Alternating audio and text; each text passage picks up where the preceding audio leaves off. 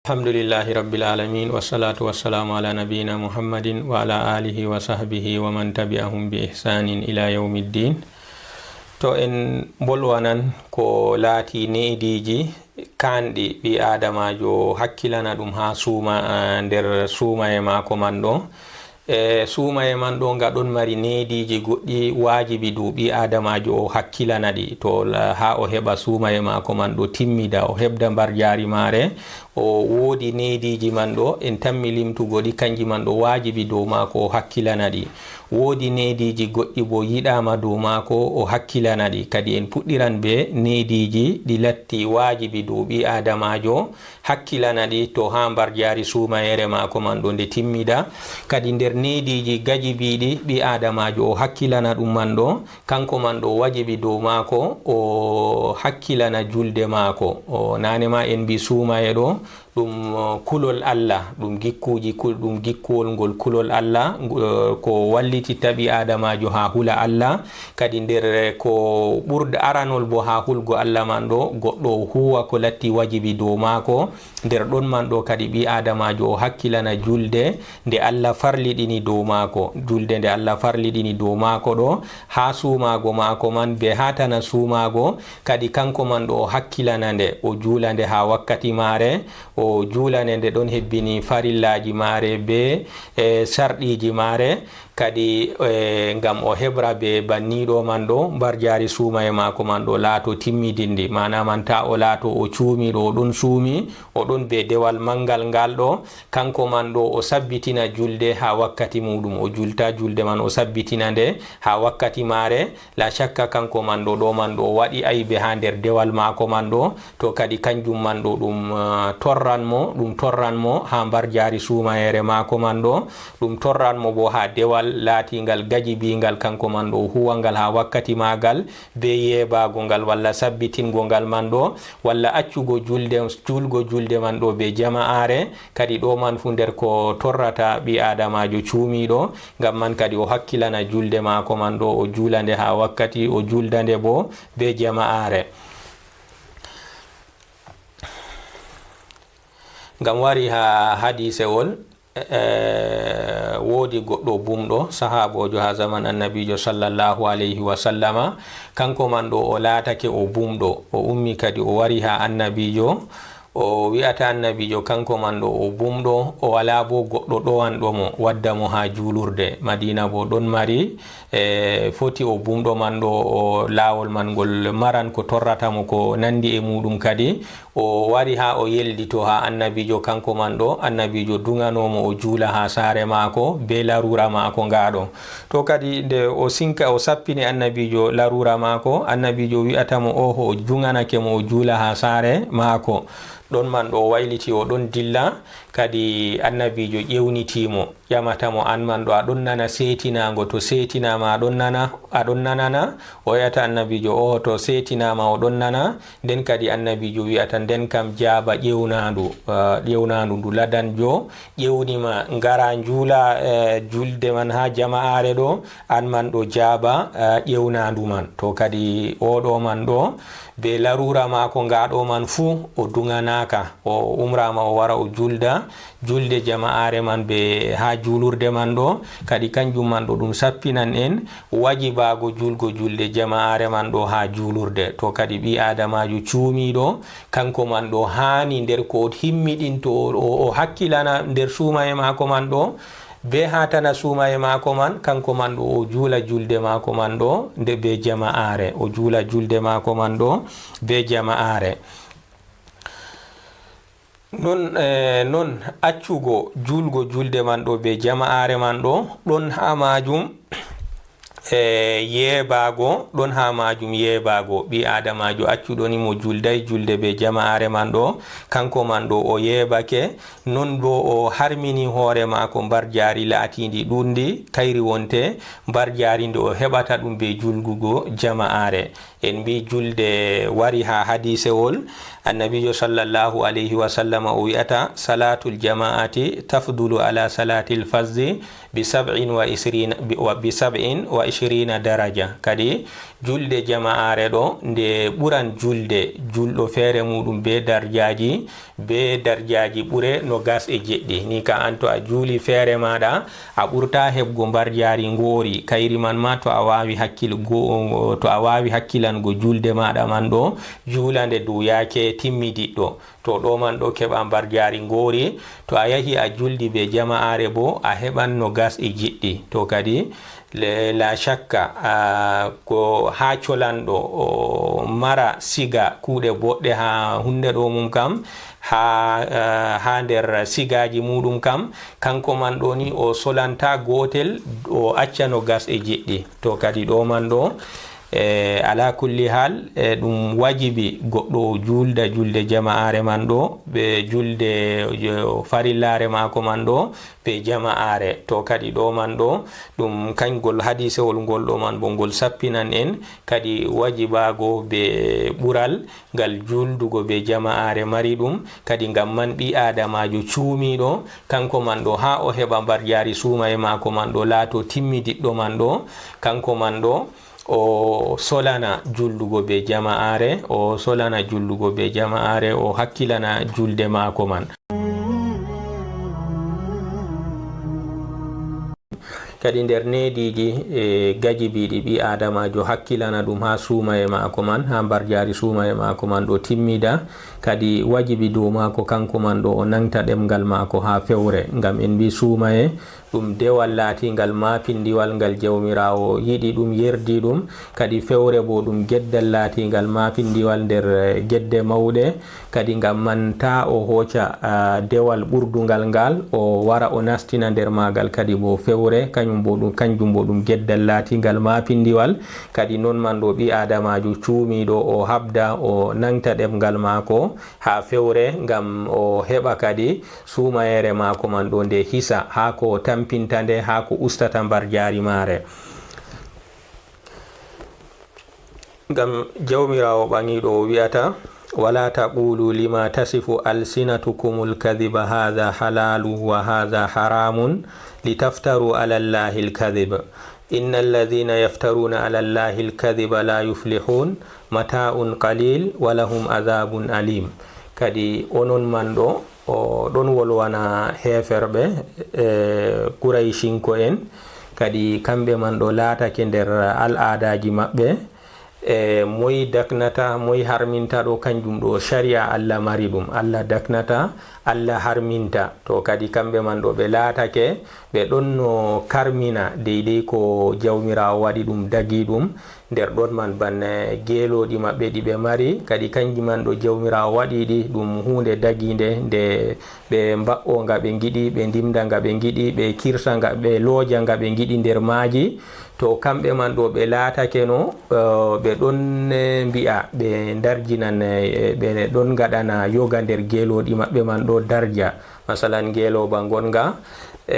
masalan banne kalhaldi nder geeloɗi maɓɓe kayri man ɗo to ndi tanni ɓe mbi'a kayri man kam jotta kam ndi rimdatake, ndi wa'atake. Ɓe ɗon ha kiita maɓɓe ɓe gaɗani ndi darja. To kayri man ɗo ndi rimdatake, ndi wa'atake, ɓe ɗon acci ndi banniɗo ndi waɗa ko ndi mari haaje.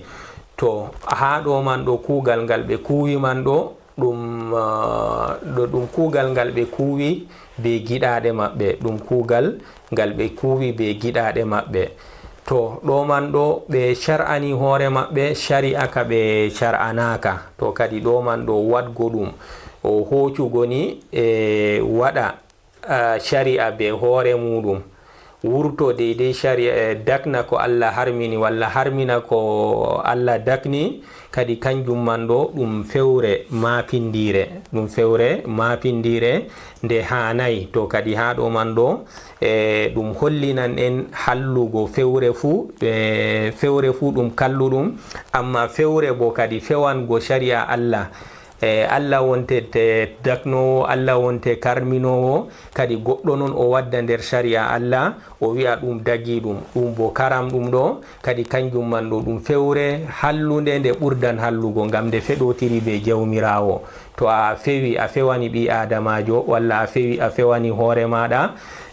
lattoto kanjum man ɗo ɗum ɓuran hoygo dininta to a fewani Allah walla bo a fewani annabijo sallallahu alayhi wa sallam, ngam ɗum ɗon fiɓotiri be dina. to kadi ɗo man ɗo ɗum sappinan en hallugo fewre fuu muɗum, amma fewre tullande hallugo bo kanjum wonte fewango dina Allah walla fewango annabijo sallallahu alayhi wa sallama, kanjum mbiɗen wonte daknugo ko Allah harmini walla harmingo ko Allah dakni. to kadi ɗo man ɗo ɗum geddal ɓurdal ngal mapinde ɓurdal ngal mawnugo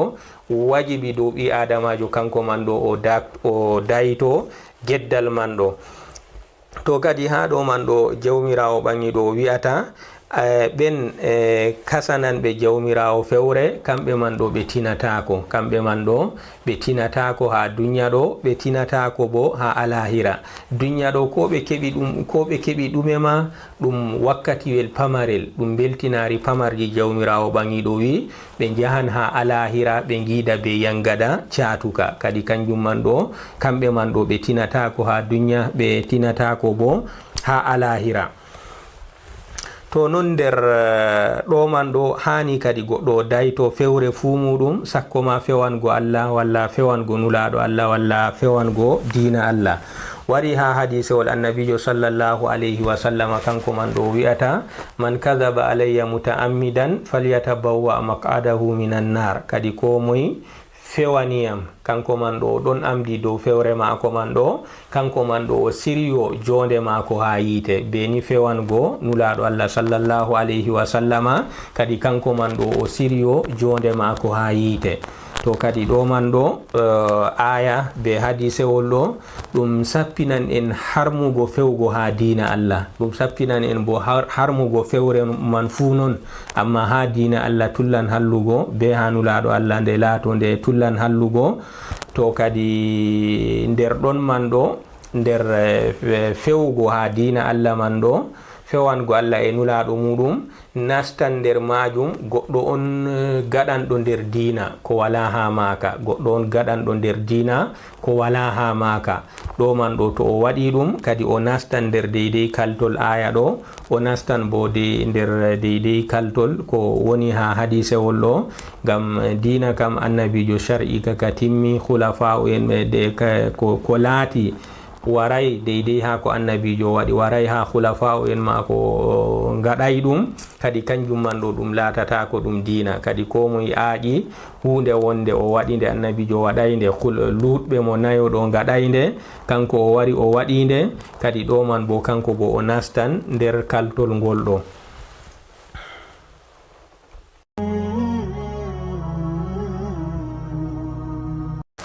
to en bolwanan nder gikkuji ɗi wajibi ɓi adamajo acca ɗi daytoɗi ngam ha o heɓa mbarjari suuma e mako laato timmidindi.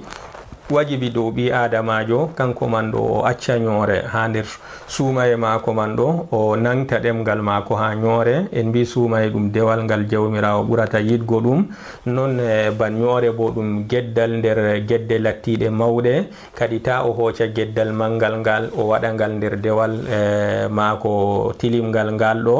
to kadi ngam man wajibi dow mako kanko man ɗo o nangto ha ñoore ngam o hisna suumayere mako man ɗo, o tawa mbar jaari mare kewduɗo ha jawmirawo subhanahu wa ta'ala.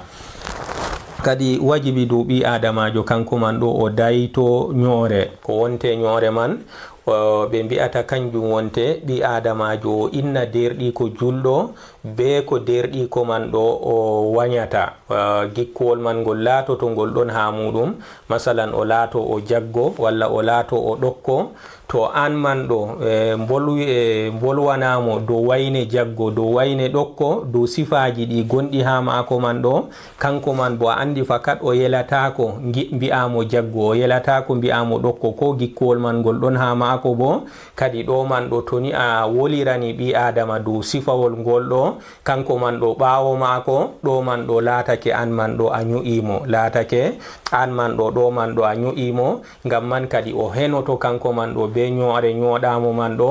hoƴe o hooca kuuɗe maɗa boɗɗe o ɓesdita ha kuuɗe mako boɗɗe kanko to kadi ɗo man ɗo ɓi adamajo o elana kanko man ɗo nangugo ɗemgal mako ngam o hisa deydey aybiji ɗiɗo man ɗo kanjum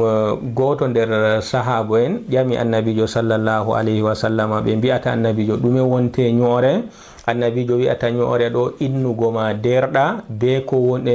ko wañata kadi to ni a innirimo be ko o wañata ɗo man ɗo kanjum man ɗo wonte a ño'imo amma to a wi'animo ko wala ha mako sambo ɗo bo laato a fewanimo kadi to a wi'ani ɓi adamajo ko wala ha mum kam ɗo kam wi'e a fewanimo fewre bo mapindire amma to ni a wi'animo aybewol gongol ha mako ɗo latti an man ɗo a ño'imo to kadi ñoore ɗum gikkuwol laatingol kallugol jamum ɗum gikkuwol ngol ɓi adamajo ñooɗo man ɗo kanko man ɗo o anda kanko torrorto be magol nden do alhaali bo ñoore man ɗo wala ko nde nafata mo ko ɗumejum amma sina ko o luttiri ni kanko man ɗo deydey boɗɗe mako seɗɗa seɗɗa ɗe o huwata go kanje man ɗo ñoore man ɗo yaha hoccaɗe ñande dargal oɗo ño'eteɗo ɗo o wara o ɗaɓɓita haqqe mako ha maɗa an ñooɗo mo ɓe foti garda be kuuɗe boɗɗe kam ɗuɗɗe amma muy fu wara ɗaɓɓita ha maɗa nder ɗon man a ño'i ɗo a fewani o a waɗi o kaza ɓe ngara ɓe kocida kuuɗe maɗa boɗɗe fu ragare man wala ko luttirta sina sakkinego ha yiite to kadi ɗo man ɗo ɓi adamajo o habda o rena sumayere mako man ɗo ha ñoore ngam o tawa mbar jari sumayere mako man ɗo timmidindi ha jawmirawo subhanahu wa ta'ala jawmirawo ɓangiɗo wi'ata wala yaghtab ba'dukum ba'da ayuhibbu ahadukum an ya'kula lahma akhihi maytan fakarihtumuh wattaqullaha innallaha tawwabur rahim kadi nder en jangi hadisewol ko sappinta en haɗego ha ñoore nden aya kaɗo bo jawmirawo o haɗi en o wi'ata yoga meɗen ta e ño'a yoga kadi goto meɗen o waɗani ɗum misalu o wi'ata kadi goto moɗon yiɗi kanko man ɗo o ñama kusel derɗi ko mayɗona ɓi adamajo mayɗo ni derɗa julɗo mayɗo ni ngara an man ɗo koca kusel muɗum aɗon sirta ñama sifa man ɗo ka ñidduka jamum ha jawmu ɗabi'a dow ɓi adaminkeku mum kam fu ɗum sifa ñidduka ko moye ñiddinan ka hakkilo muɗum jaɓataka to kadi ɗo man ɗo ndeni on giɗa banniɗo man on gañi ɗum ɗo to kadi o nandidini ñoore ɗo be ñamgo derɗa ñamgo kusel derɗa julɗo mayɗo be ngara aɗon sirta kusel muɗum ñama ni ñoore e ñoogo derɗa julɗo man ɗo ɗum wayi kadi nde ni a yiɗa sifa kaɗo ɗo ka kalluka hakkilo ma ɗabi'a ma jaɓataka ɗo kadi nden kam woni dow maɗa an man ɗo gaña ñoogomo wolwangomo ɓawo mako e ño'amo ɓawo mako man ɗo woni dow maɗa kadi an man ɗo gaña ɗum kaɗitoɗa ha majum ɗo man ɗo wari ha hadisewol goto nder kore en annabijo sallallahu alayhi wa sallama o wolwani nawliko be sifawol gongol ha muɗum o aybiniri ɗum be sifawol man o wi'ata annabijo debbo ma kazajo ɗo kam an kam nandahmano o wayi o kazajo be kazajo o wolwani nawliko man ɗo deydey sifawol kañum man ɗo o aybiniri ɗum be sifawol gongol ha muɗum man ɗo kadi annabijo yankiri dow kore mako biɗo kalimawol ɗo o wi'ata kore mako man a wi kalimawol kangol man ɗo wondo to ngol yahangol jille be ndiyam maayo mapindi o kadi kangol man ɗo ngol ɗuman to ngol jillanno ndiyam man ɗo ngol wonnanno ndiyam man ngam hallugo magol ngol wonnan ndiyam man be kaccenga magol ngol haccinan ndiyam man ngol wonnan ndiyam man ngam hallugo magol to kadi ɗo man ɗo annabijo o aybiniri kore mako man ɗo be wigo nawlum deydey sifawol ngol o yi'ata ngol o yi kanko ɗum aybe ha nawli ko man ɗo annabijo aybinimo be majum kadi sappinimo deydey kugal ngal o wiman ɗo ɗum konngol ngol hanay wi'e ɗum. to kadi ɗo man ɗo ɗum sappinan en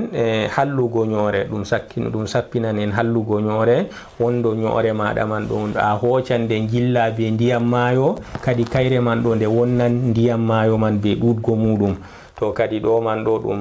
tefran en kadi ɓi adamajo o haɓa be yaake mako o ɗon suumi man ɗo o nangto ha ñoore ngam o heɓa o dana suumayere mako man ɗo o tawa mbar jari mare ha jawmi ko kayri man ɗo ndi kewndi. to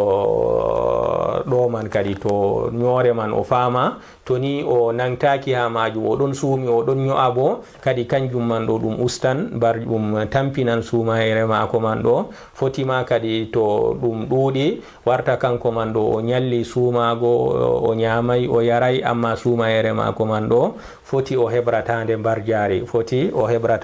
jaari to allahumma ɓe mbi'ata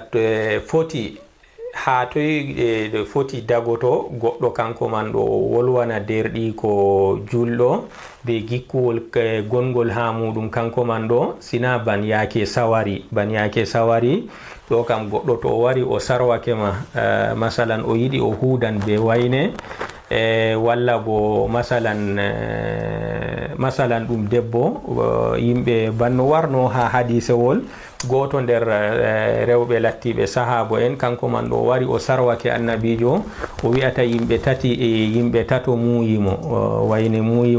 muuyimo yimɓe tato annabijo wi'ata goto maɓɓe kam kañum kam laafuɗo wala ko mari laafere muɗum saatunde ɗiɗaɓo maɓɓe bo kañum